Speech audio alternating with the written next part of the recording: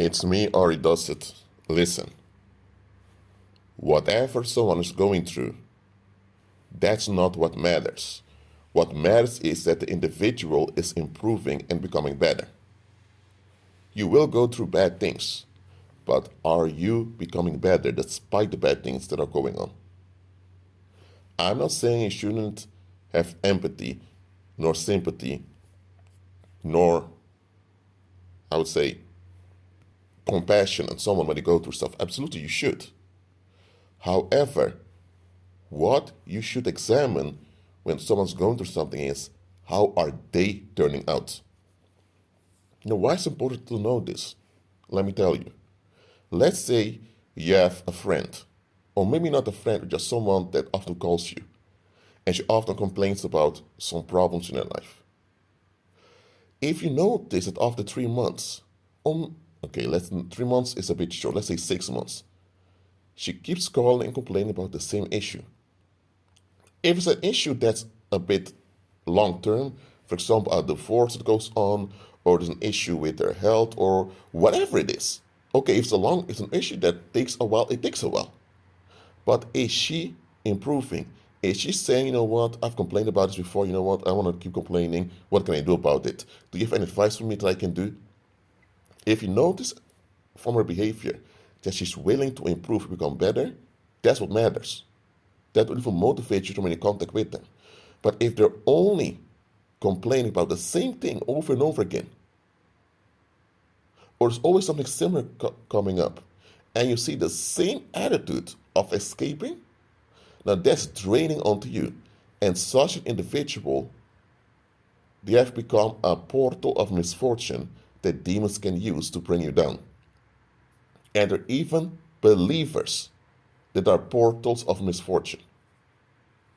Because listen, even if you're a believer, if you're not renewed in your mind, you're still operating in darkness, and evil spirits have access to you.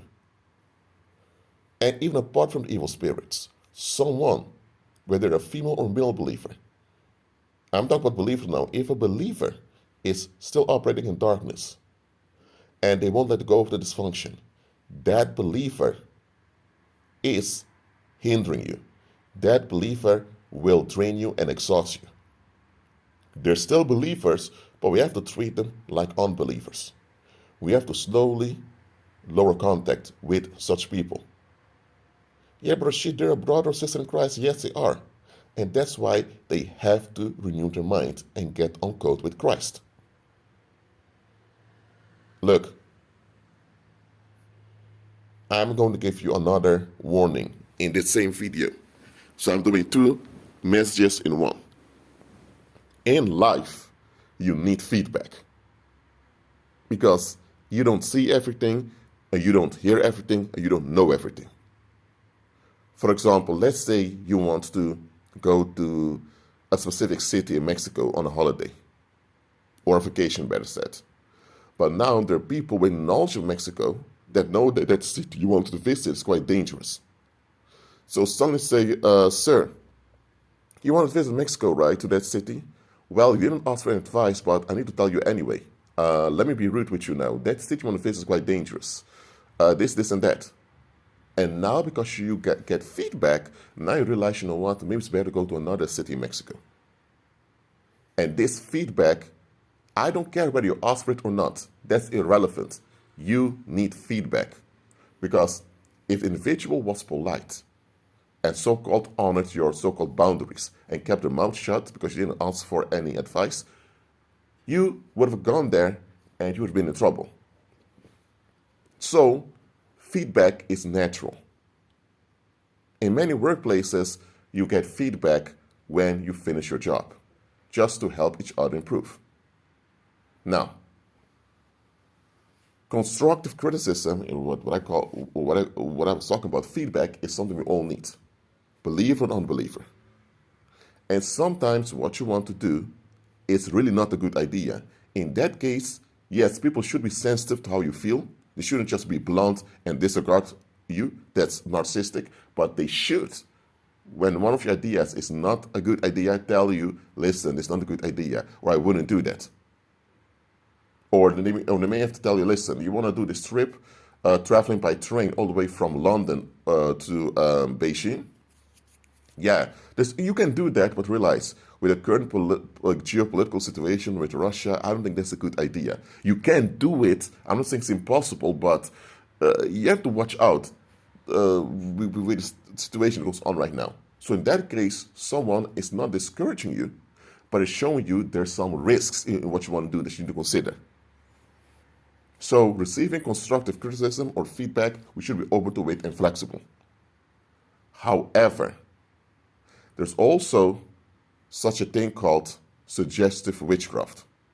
Suggestive witchcraft, as I've explained before over and over again, I believe even did a live stream about it. Suggestive witchcraft is the practice when people suggest bad outcomes onto you, even when there is no context for those bad outcomes. Look, if you want to go skiing, in, let's say, Austria or in the Rocky Mountains or wherever, and someone tells you just beware that you don't ski in the dangerous areas. Okay, that can be a proper warning to remind you that skiing can be risky. But if someone keeps saying, well, I just hope you don't crash or whatever, I mean, what?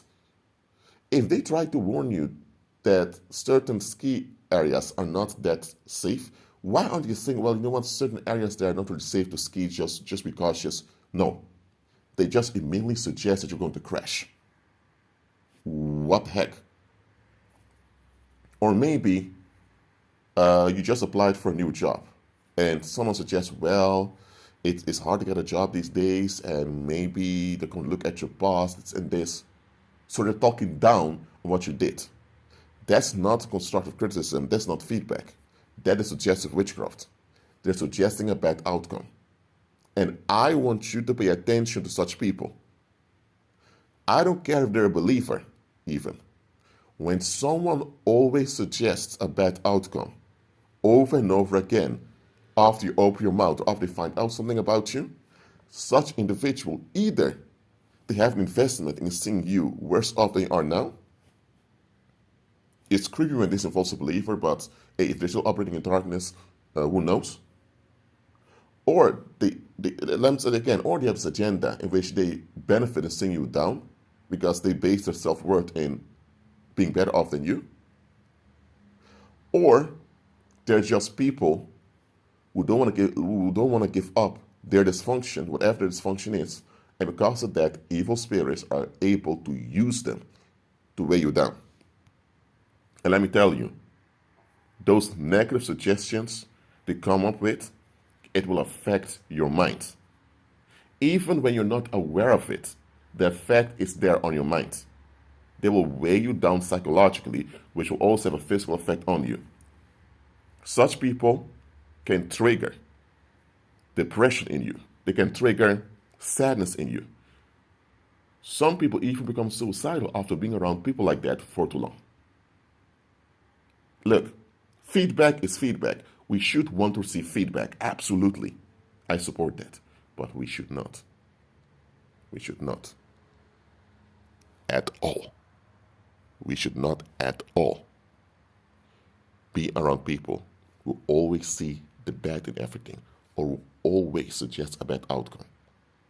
If you have people like that, after the first time they make a negative remark that you can't place, just lower contact. Don't just block them, unfriend whatever, just lower contact. After lowering contact, if you notice that they try to reach out to you again, but they still come again with negative suggestions, then just sever ties with them. I don't care who they are. Such people can, listen, they're capable of causing a lot of harm with you. Such people will shut down doors for you. Such people will ruin your opportunities. Such people will destroy your reputation. Such people, if you're a believer, you're not a believer, they can even cause you premature death. Or they can cause the premature death of those around you, because keep triggering danger around you. Such are people you absolutely have to avoid. So again, if someone is going through something, but the individual's improving, okay, that's one thing. But if the individual's going through stuff, but you don't see them even wanting to change your attitude for the better, how to deal with whatever they're going through, then that's a sign that this individual can be toxic. I'm not saying they are toxic, it's something you need to investigate. Now, the second thing I said in this video, if people always have something bad to suggest about whatever you're doing or about you, get away from these people. Stop talking to them, stop texting them, stop calling them, stop visiting them, and stop receiving them around you. Again, don't do this in a rude, angry way. In a polite and peaceful way, remove yourself from these people. I'm telling you. If you have those people around you, you're doomed to fail and you're doomed to crash in life. And you're doomed to miss out on good outcomes. Such people are sent by Satan. I'm telling you. Don't be fooled by their smiles. Don't be fooled by who they are. Check what they are. That's it for now. Keep agreeing with Christ and be at peace.